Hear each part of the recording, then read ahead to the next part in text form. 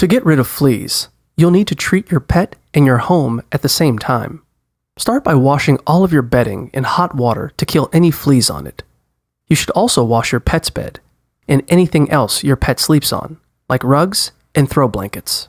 Next, thoroughly vacuum all the floors in your home, whether they're carpeted, tiled, or hardwood, to suck up any fleas on them. Then, sprinkle food-grade diatomaceous earth or a spray commercial flea killer over your floors to kill any remaining fleas in your home. Be sure to follow all warnings on the container if you're using a flea killer, and keep diatomaceous earth away from kids. Finally, to get rid of the remaining fleas on your pet, give it a bath using flea shampoo.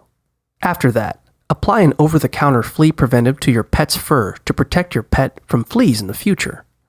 Make sure to continue your treatment plan for at least 10 days. Washing your bedding and vacuuming your floors every other day to prevent leftover flea eggs from hatching and growing.